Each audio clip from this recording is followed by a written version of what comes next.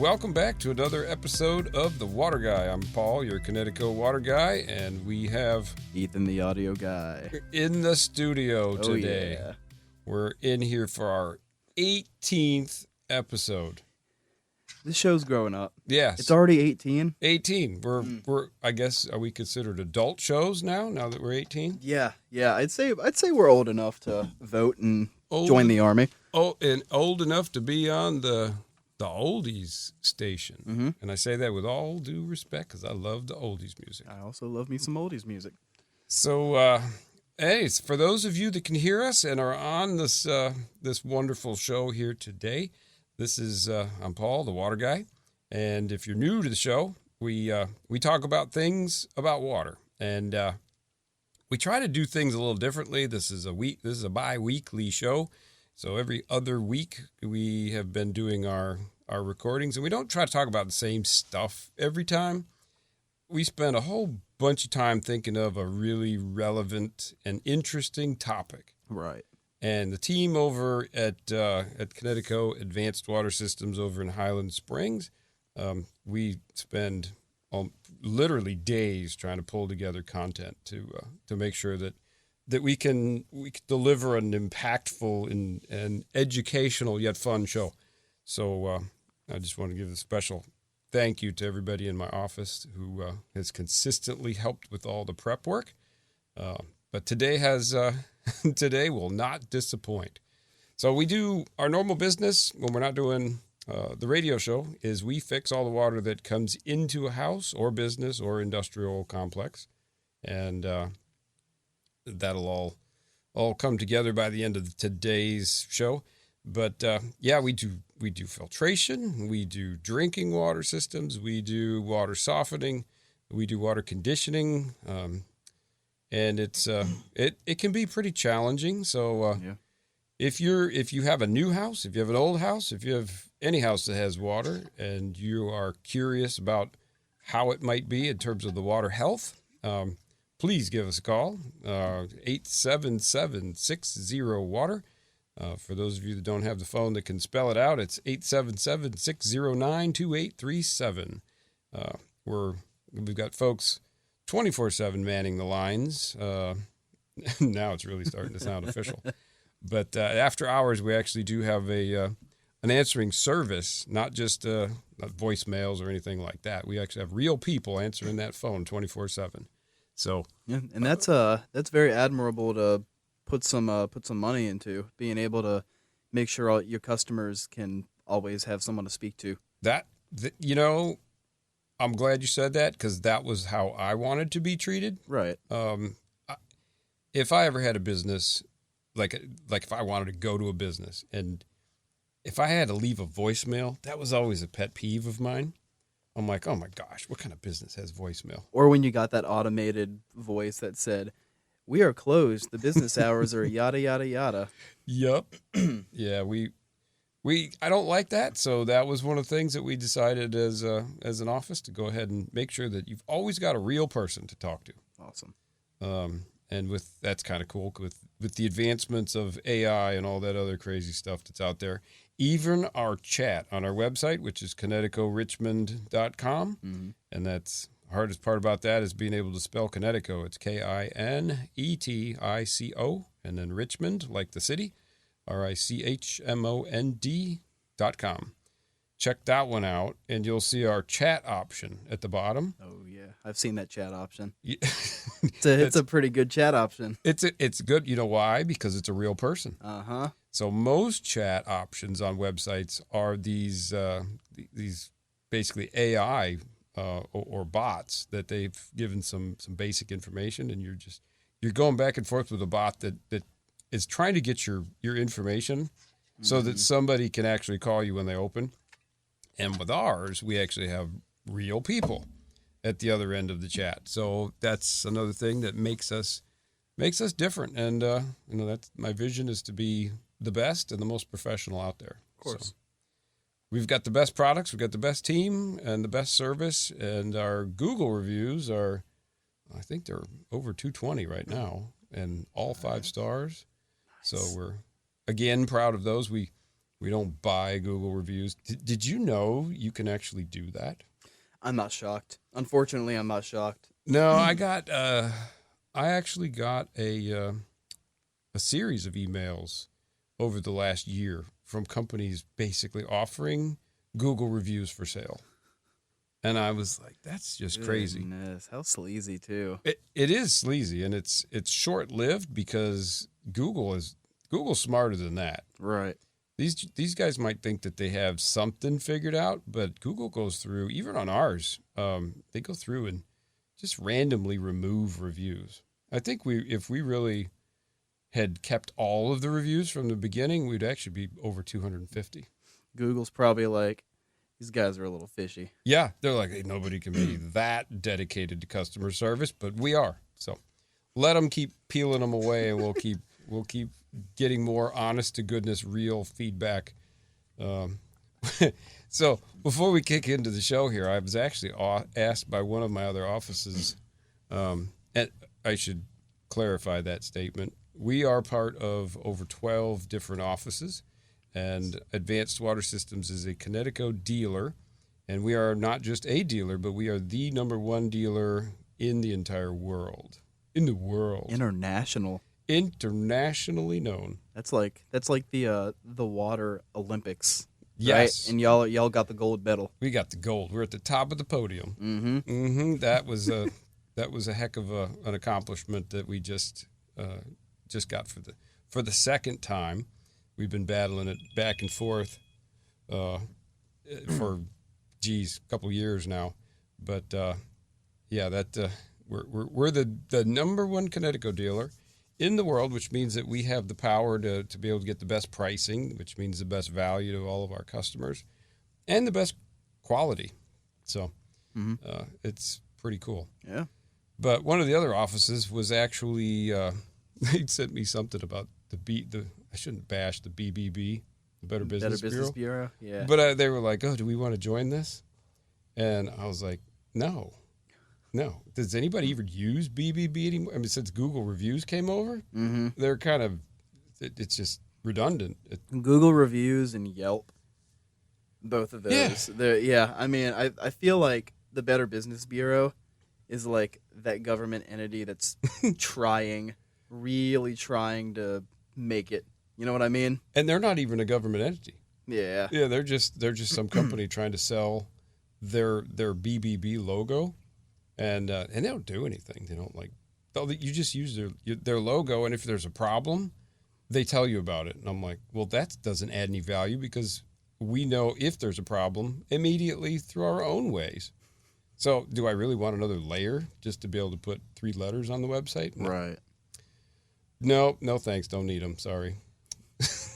So the Google reviews will speak for themselves. I know I'm going to get trash talked and trolled by the BBB supporters out there. But anyway, that's going the ways of AOL. We'll just put it that way. You don't see those emails anymore. Mm-hmm. There's a lot of folks that still have them, but there's no more new ones. Yep. So anyway, that's a heck of a runway on today's story. I was trying to come up with a cool, unique name because usually I'm pretty good at naming episodes, but this one's about fluoride. So I don't know. I couldn't think of anything that was so impactful and funny that I could just write it down. But so today's fluoride, just boring old fluoride. Ain't that the stuff that makes your teeth look good? That's the stuff that can make your teeth look all sorts of ways. Interesting. Mm-hmm. Yes, you have nailed it. So we deal in, like we said before, anything that has to do with water coming in.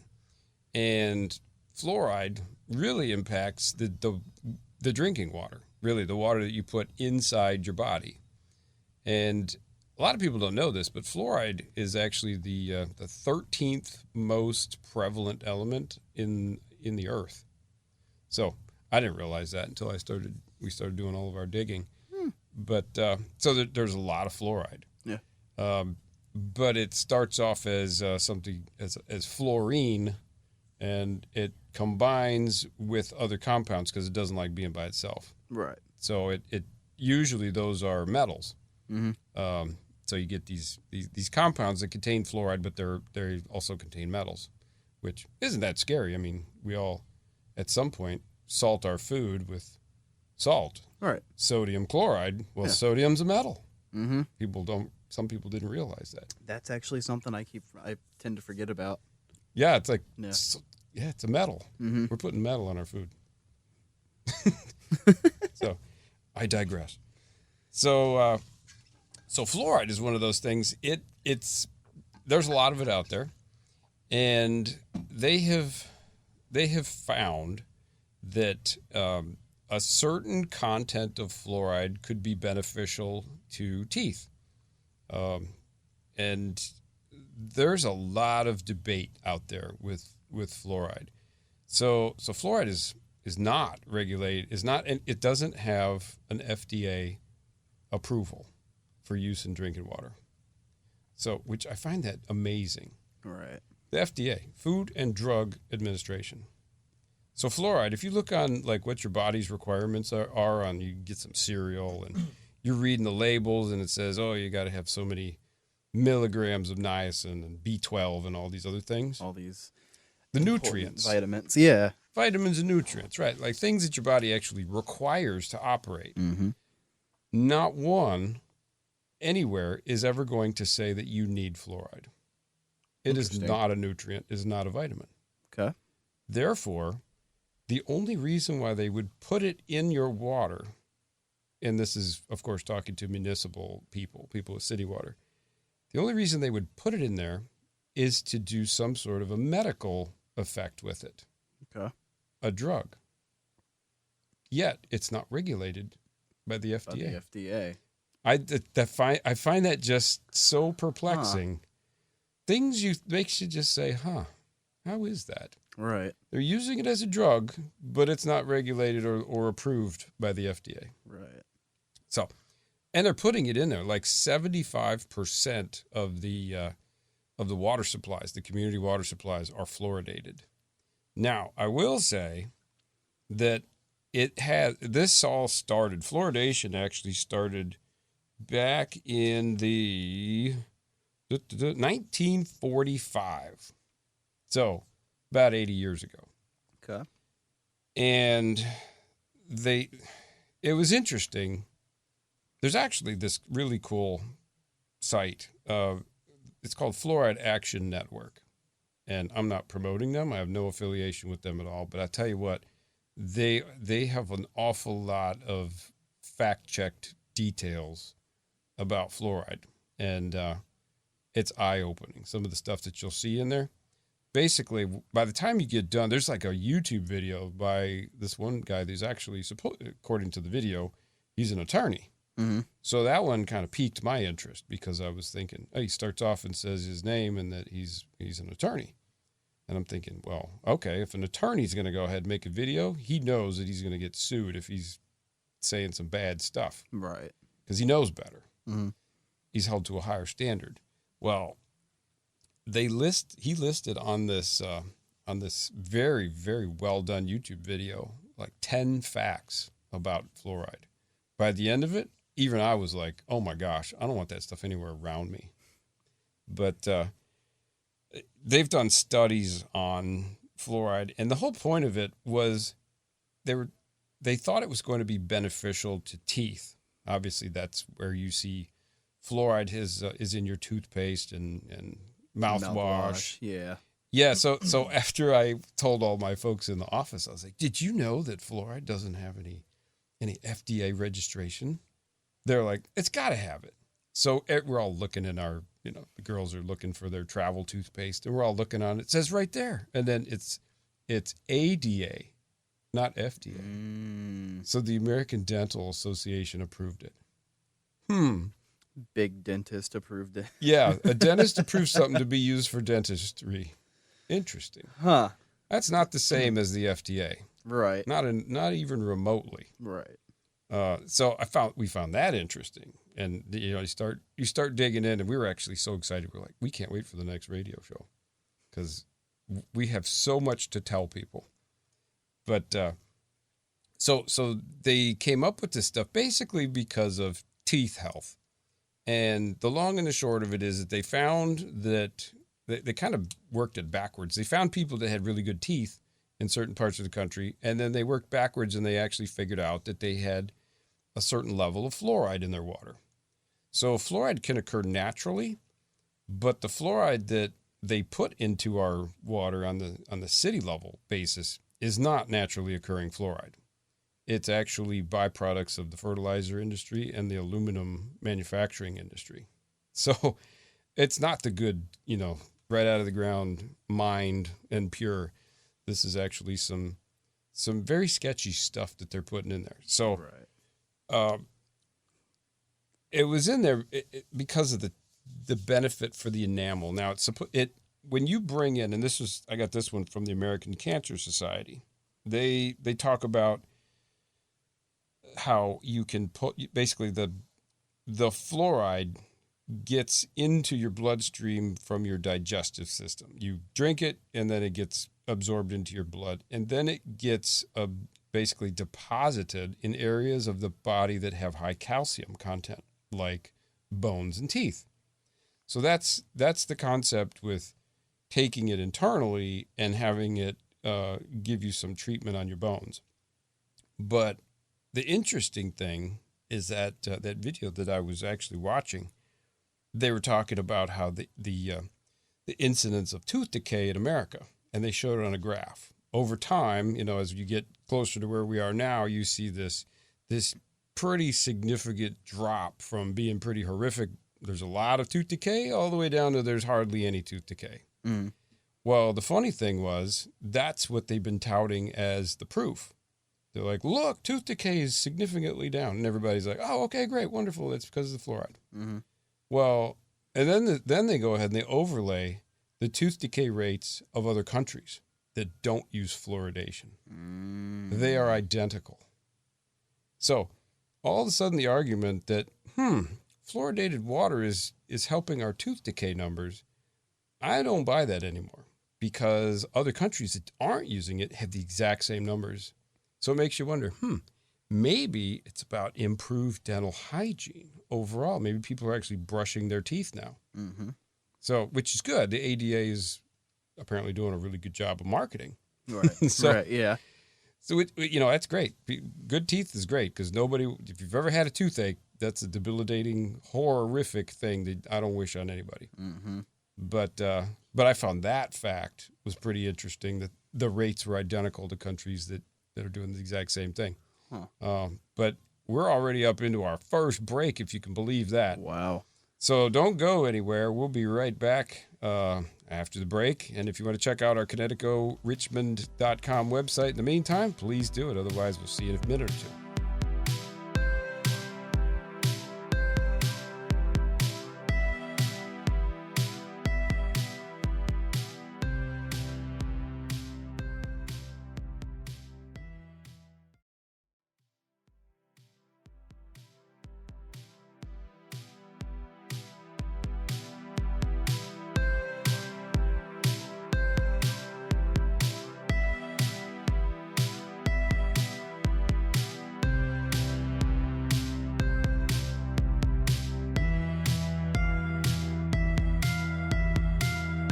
All right, welcome back to the next segment of the Water Guy Show. This is Paul, your Connecticut water guy, and this is Ethan, your audio guy.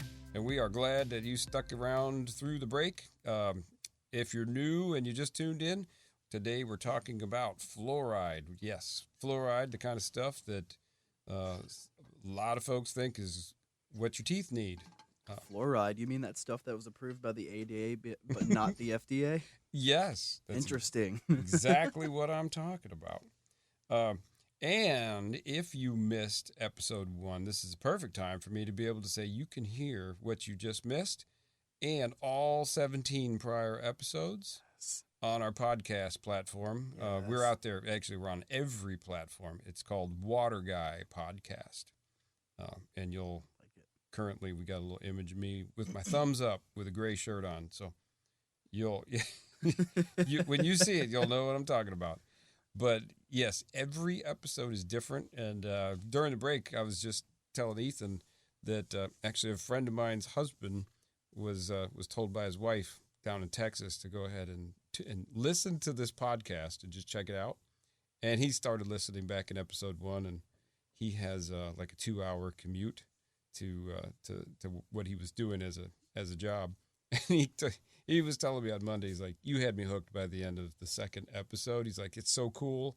Everything is different, and the way you presented it's over the radio or over a podcast platform, but you can visualize. Right. He remembered the car and the wheel. Oh, that analogy Yes. you gave? Yeah. And he's like, I can absolutely just visualize it.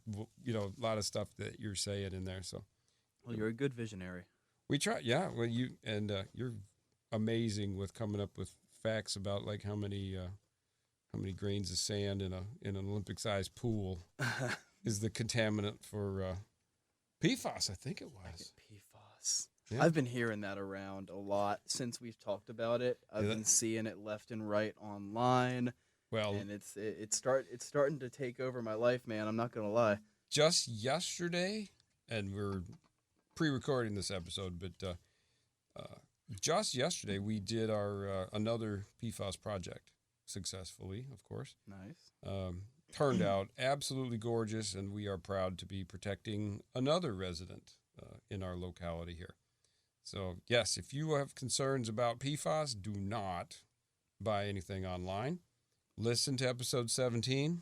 I think that was what it was. I 17? think so. Yeah, they're labeled. Yeah, they're labeled. It's Yeah. Yes, it was, because it was right after the Super Bowl. You know what? I got it. Give me one It second. was Super Bowl bad, Virginia style. I remember I typed right. Yep. So it was 2 weeks ago. Yes. Yeah. Okay. So check that one out if you want to learn more about the PFAS. But today, fluoride is equally as exciting. And we were talking about how it's supposed to make your teeth. So the concept is, and it's been proven, that it can actually harden the enamel because it likes to collect around areas where there's high calcium. Mm-hmm. So the thing that's a little bit interesting is I think that we as a country were sold a bill of goods on how to properly get fluoride. Mm-hmm. And I've had, believe me, I've been doing this for almost 9 years now. So I've run into just about every customer you can imagine. And one of them was a dentist. I remember this. It was probably like 6 years ago. And we were talking about the reverse osmosis. And he's like, is this going to take out the fluoride out of my water? And I said, absolutely yes. Proudly. I'm proud to say that. Mm-hmm. And he's like, well, I can't say that breaks my heart, because he was older, mm-hmm. right? So I was like, let's sit down and chit-chat about this, because a lot of people are all concerned thinking that you should have fluoride in your water, because if you don't have it, your teeth are all just going to rot and fall out. Mm-hmm. And he told me, basically by the end of this conversation, the reality of the situation is that unless you have developing teeth, the only benefit that you're going to get from fluoride is in topical application after the age of, I think he said 17. So we get plenty of that between the toothpaste that we use, mouthwash, but pretty much toothpaste. If you brush your teeth, almost every toothpaste, unless you specifically look for a toothpaste that doesn't have fluoride, has got enough in there to do topical protection, and actually it's been proven that it can rebuild enamel. So I'm not a fluoride, like an anti-fluoride person. I'm an anti-dosing of fluoride person. Right. Because it hasn't been proven beyond a shadow of a doubt that there are any benefits to taking it internally, other than in possibly developing teeth of children. So this is going to lead into a story, and everybody loves stories. Love me a story. So fluoride, so fluoride, the EPA, now the FDA apparently doesn't really get involved in fluoride, which is weird, but the EPA does put out limits of what they call maximum contamination levels. Those are the maxes that you're supposed to be exposed to on certain things. And they have their what's called a primary MCL. And the primary one, that's a big deal. you violate, you exceed an MCL on a primary, and the EPA will force you to fix it. That's a bad thing. That's like lead, for example. You can't just have more than 15 parts per billion of lead. What do you mean? Yeah. So, I digress, but we just did so lead is 15 parts per billion with a B. It's a ridiculously small number. And so we just tested this place in Richmond, of all places, for lead. They were like, "Oh, we want to be tested for lead." And I'm like, "Oh, well, that's kind of unusual." So we tested them on a Monday, and it's a copper building, and most of these copper commercial buildings are held together with lead solder joints. And, they're chlorinated because it's city water. So remember, the max is 15. They ended up with 18.9. And now all of a sudden they're going, we just wanted to do this as a routine. Why in the heck are we over a primary MCL? So all heck broke loose. So anyway, I know this has nothing to do with fluoride, but it's such a cool, interesting story. Yeah. What we found out is that don't drink the water in any building on Monday. That's what I learned. Mm-hmm. Because it sits all weekend long and pulls out, and really that's the worst possible water. Didn't think about that, did you? No. You go to your Monday, doctor's appointment, and I'm kind of thirsty. Do not do it. Don't do it. Why does this taste like paint from a 1950s fireplace mantle? Yeah. Heavily lead-based. Well, so this level of almost 19, of course they're like, oh my gosh, we need to retest this. So I went back on Wednesday. 2 days later, just 2 days, it was a 4. So. Wow. And I brought back water. Actually, yeah, it was a 4. So I brought back water to the shop, and after I'd already done some other testing, but that's how we learned that the water is horrifically bad on a Monday. But after they flush it out and everything gets operational, it's usually good for the rest of the week. So they're going to spread the word with that, and we'll probably put some drinking water systems in their break rooms. Nice. Because nobody wants to be leaded on Monday. Of course. But I'm back at the office, and I have this jug of water that EPA says is perfectly safe. It's only got 4 parts of lead. I'm like, who wants the 4? It's only got 4 parts of lead. Who wants to take a sip? And nobody wanted to. Who wants the lead water? Yeah. Nobody wants any lead in their water. But that was one funny story I didn't even want to talk about here today, but it was so appropriate. So lead is one of those things. Fluoride is one of those things that a little bit goes a long way. So if you exceed a primary MCL of fluoride, which is 4.0, so 4.0 is we like to use parts per million, but scientists will also use milligrams per liter. It's the exact same thing. So if you little science nerd out there, you can amaze all your friends if they're like, what's 1.5 in milligrams per liter if you were converted to ppm, and you'll be like, it's 1.5, silly. Just amaze all your friends with that technical conversion knowledge. But yeah, 4 is bad. 4 is when the sirens go off and everybody just shuts down. But they have, on a lot of contaminants, they have these things called SMCLs, which are secondary maximum contaminant levels. And that is what we have always just kind of talked about as highly recommended. It's not enforceable, but it's highly recommended. So fluoride, actually, this is interesting, and actually I didn't even know this until about a week and a half ago. I was down at a school, and I'm not going to give any locations or any details, but I'm at a school because the school needed their fluoride reduced. So I'm like, oh, well, that's interesting. So I'm heading out to the school, and it's out there. That's all I can say. So I get there, and I'm getting ready to just look at a site to find out where I could put fluoride remediation equipment. And they open up this pit in the ground, and they flip up these huge doors that look like they were like a bomb shelter. It was crazy. And I'm looking down in there, and it's a well. And I'm thinking, wait a minute, you've got fluoride problems. And they said, yeah, we got a well. So I'm like, oh, you're not being fluoridated by the city too much. You've actually got naturally occurring fluoride problems. And then they handed me the sheet, and it was the Virginia Department of Health, drinking water department.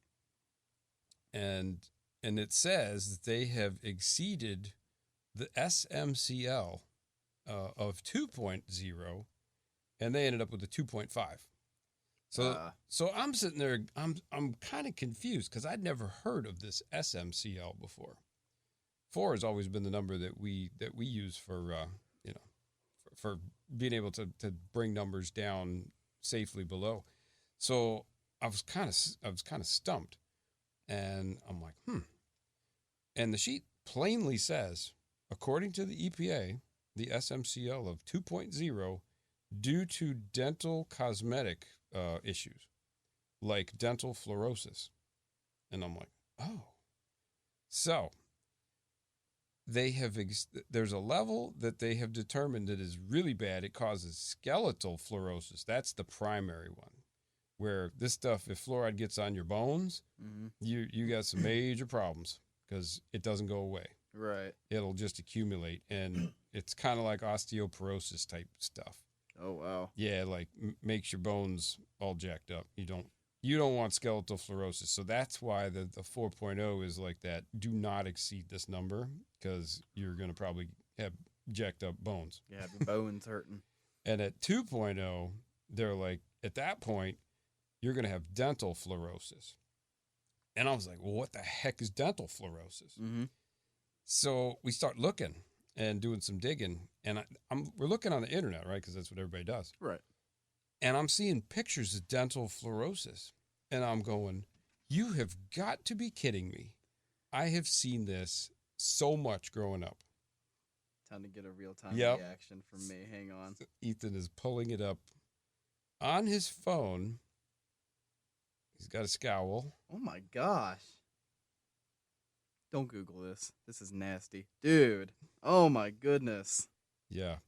So it looks like white patches on the teeth.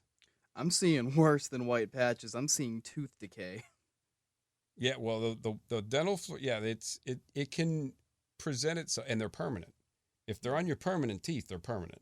Yeah, I'm seeing very mild, moderate. Yeah. And then severe is where like tooth the decay mild starts stuff. to You see the happen. white spots? Yeah. So I used to, I'm over 50 years old now. Growing up, I have seen plenty of kids with the white spots on their teeth. Right. And we always were told, it's a bruise. No, it's not a friggin' bruise.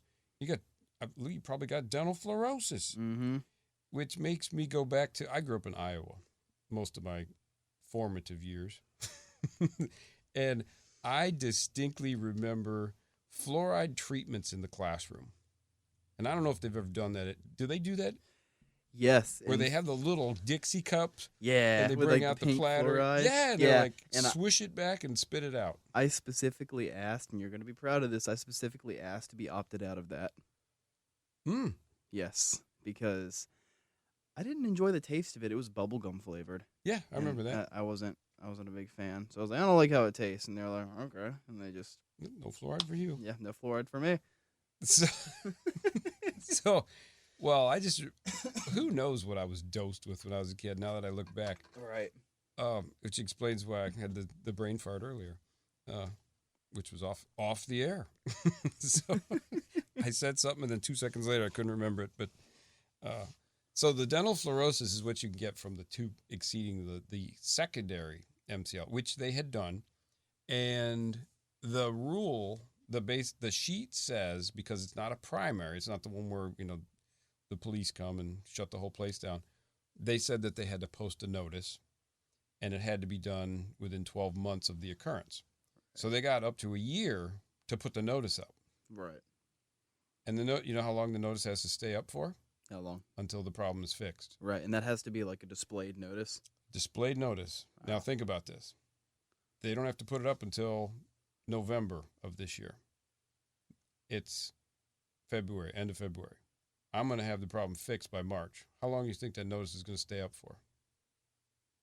As soon as it goes up, it comes right back down because it's already fixed. Yeah. Which is good, but Right. it was one of those things that I was like, well, if I didn't trust the government before, now I really don't know if I trust the government. Right. That notice should go up as soon as they can like get immediately, it up. as soon as you know about it. That's crazy. Yeah, it's just weird that you can delay it by a whole year. That's crazy. Oh, but it gets better. You're going to love this. So, oh my gosh, we're coming towards the end of the first one, the second segment here. Are we gonna leave them on a cliffhanger? We're going to leave. Yeah, there is a definite cliffhanger here. Don't go Okay. away. We're going to take a break.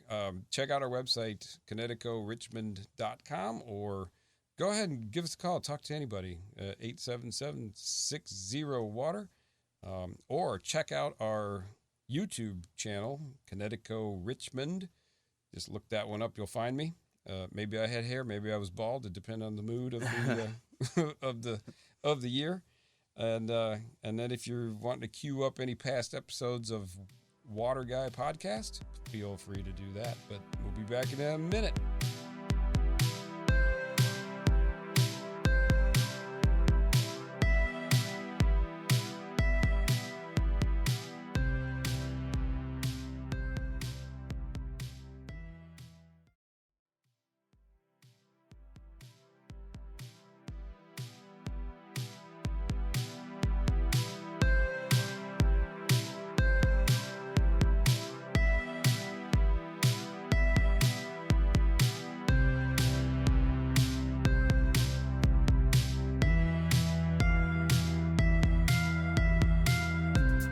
Welcome back for the final segment of the Water Guy right here.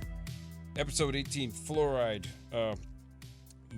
Before the last break, we were talking about a school that I was at that had exceeded a secondary maximum contaminant level, which the EPA puts out there to basically protect teeth. Right. And I got called down there to take care of fluoride, right? Because that was the problem.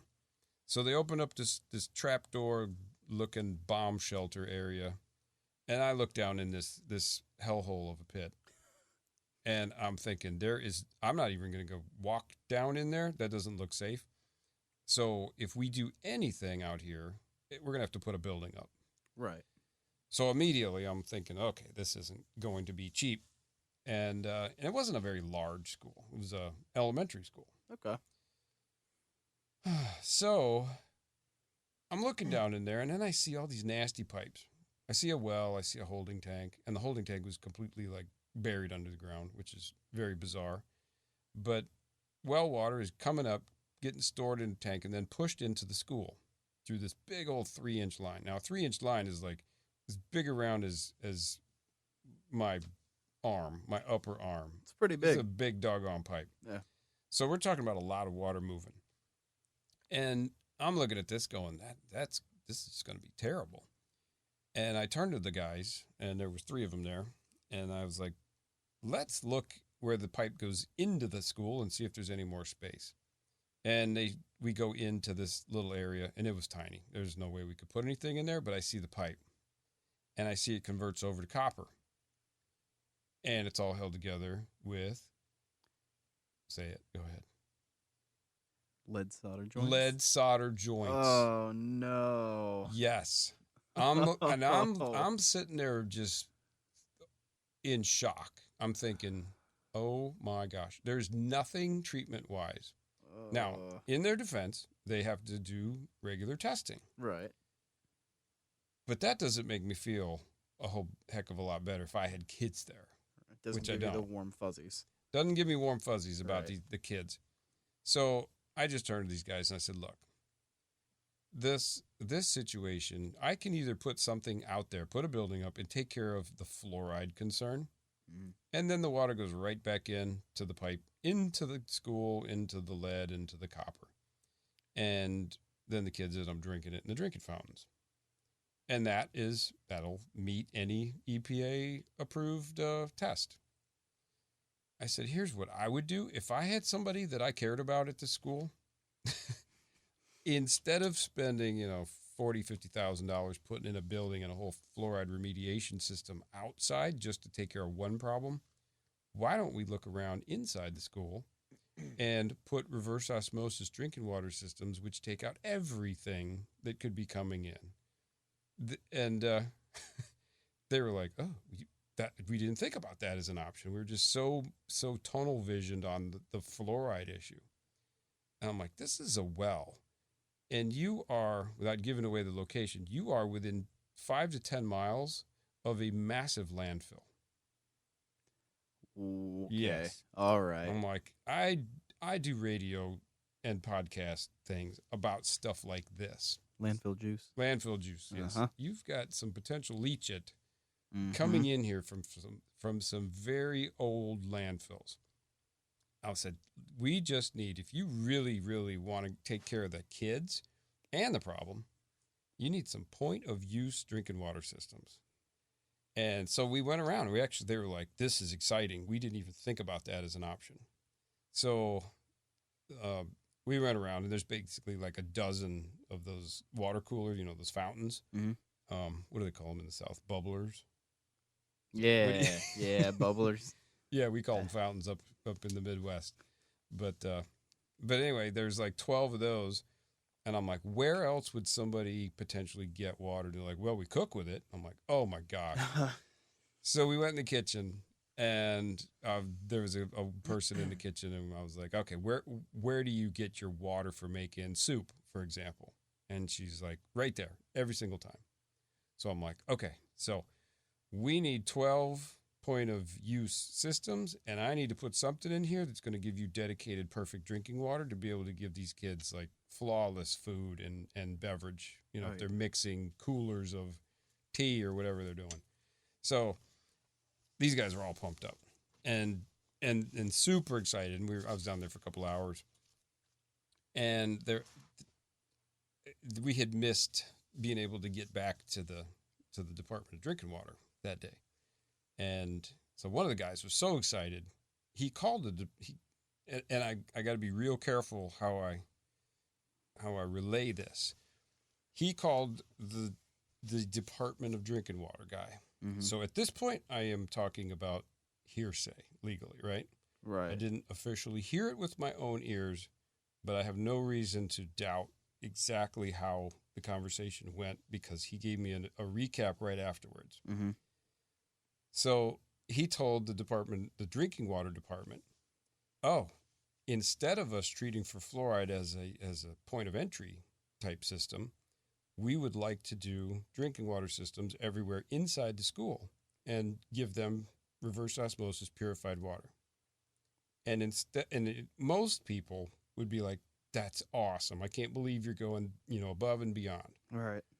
So this particular person told him, oh, you don't want to drink reverse osmosis water. It's going to take the vitamins and nutrients out of the children. So we already had that covered on a separate episode, but I also have that covered in detail with a medical doctor, a real licensed and practicing MD. Right. Not some dude that works for the Department of Drinking Water. Mm-hmm. And I say that with all due respect. Right, of course. But what this person told the school person was, if you're going to use reverse osmosis water, you're going to want to let some of the raw water through to dilute it. So he was telling me this, like literally within 20 minutes of that conversation. I about blew a gasket. I said, so wait a minute. So he's telling you that he wants you to partially poison these children with the potential PFAS and lead and fluorides and bacteria and VOCs and methyl tertiary butyl ether and whatever else may be coming in out of this. Bam, bam, bam, bam, bam. I said that person has no idea what they're talking about. Mm-hmm. So that's why I had to be really careful how I relayed this story, because I don't want to legally get sued over bashing somebody with hearsay. Right. But that's how this went down. So there are folks out there making decisions about our children's health that, in my opinion, need to back the heck up and get their facts straight. Mm-hmm. So if you're listening to this, yeah.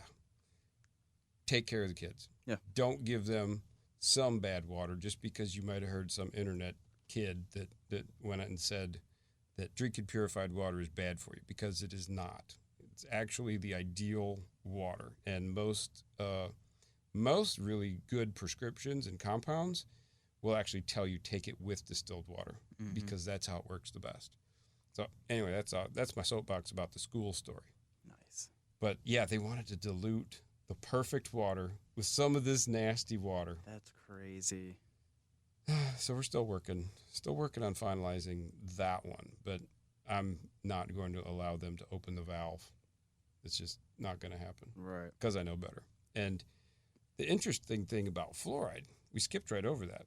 What does fluoride do? Like, what are the bad things? Well, yeah. Funny you were about to ask, because I knew you were going to ask that. I was. So there were these. There were 85 human studies that have been done that show that elevated exposure to fluoride is associated with reduced IQ in humans. So, a school trying to teach kids, and they're drinking water that's making them dumb. Just being brutally honest. That's some irony right there. That's messed up. Mm-hmm.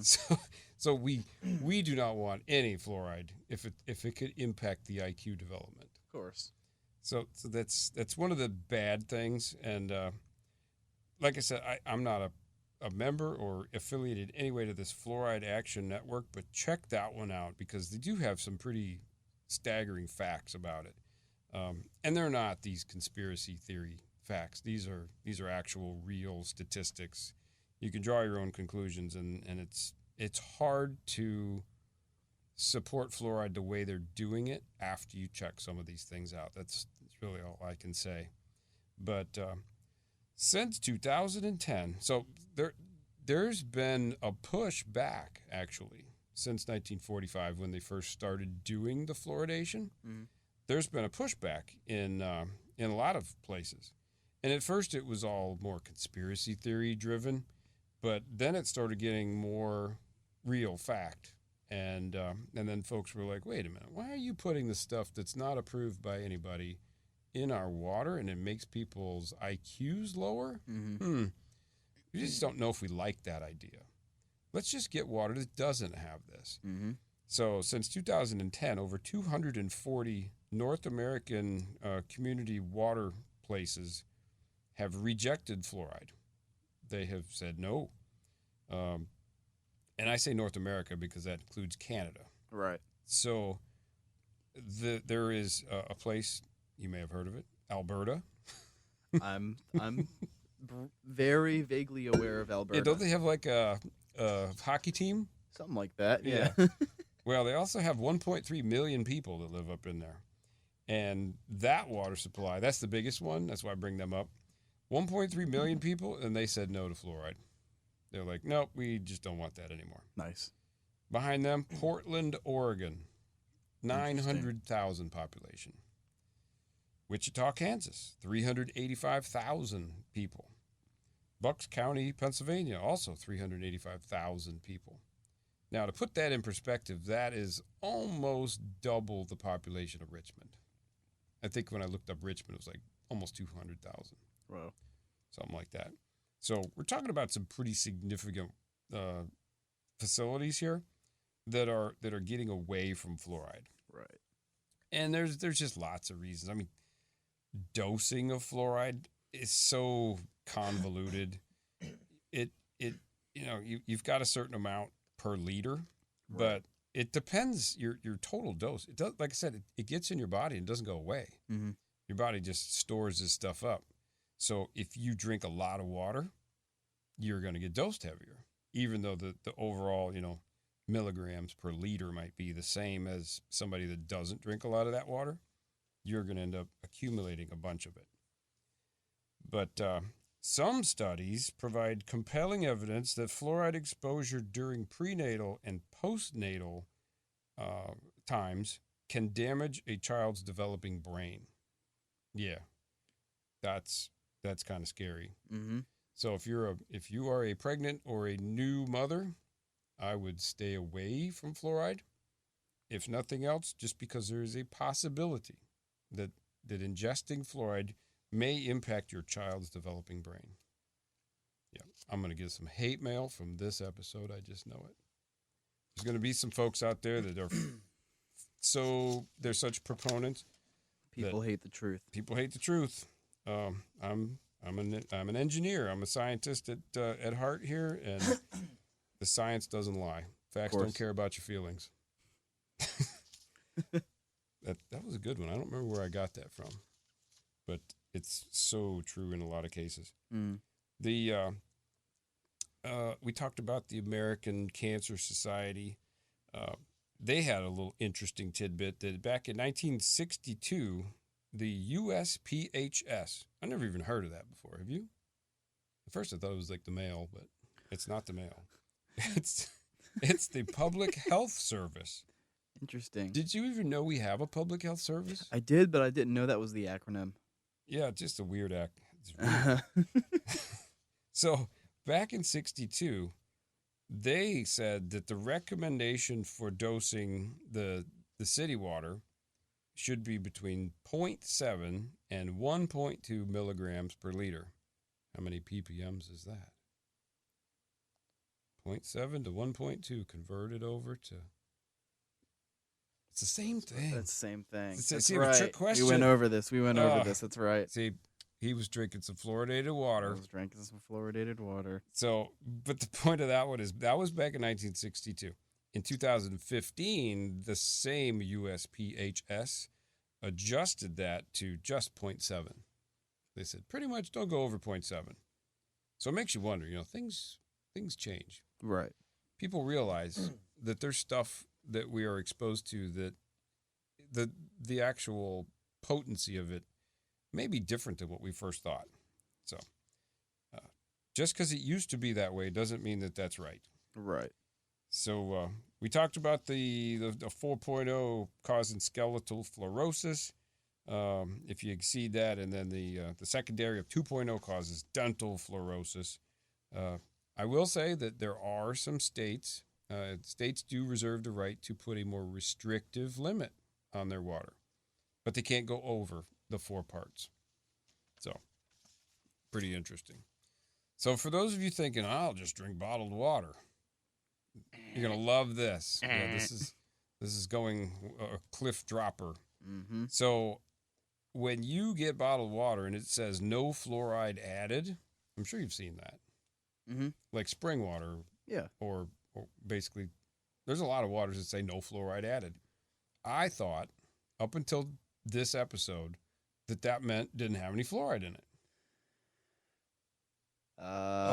Use their... Mm-hmm. They use that technicality language. Yes, they didn't add it, but it can already have up to 2.4 parts in it.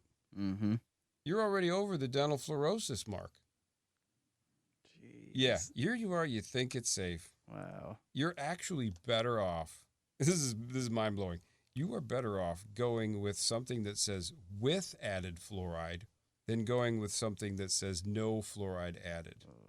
Because when it says with added fluoride, the maximum is 0.7. Isn't that just so bizarre to me that... Swindled again by legalese. Legalese. So if you're listening right now, yeah, hopefully you've learned something. And wow, we are right on time for wrapping this show up here. Yes, we are. So I encourage everybody to go find us and subscribe and hopefully like and do all that good stuff on our podcast. Absolutely. Because there's a chance that if you're listening to the radio that we may be doing this exclusively on podcast going forward, which means you can listen to it at your leisure, whenever, wherever. However you want. Mm-hmm. But if you want your water fixed, you call the good folks over at Connecticut Advanced Water Systems right here in Highland Springs, Virginia, 877-60-WATER, or check us out at connecticutrichmond.com, and we will definitely walk down the path of getting your water fixed and getting you on your best health water-wise. So thank you, everybody, and we will catch you on the next one.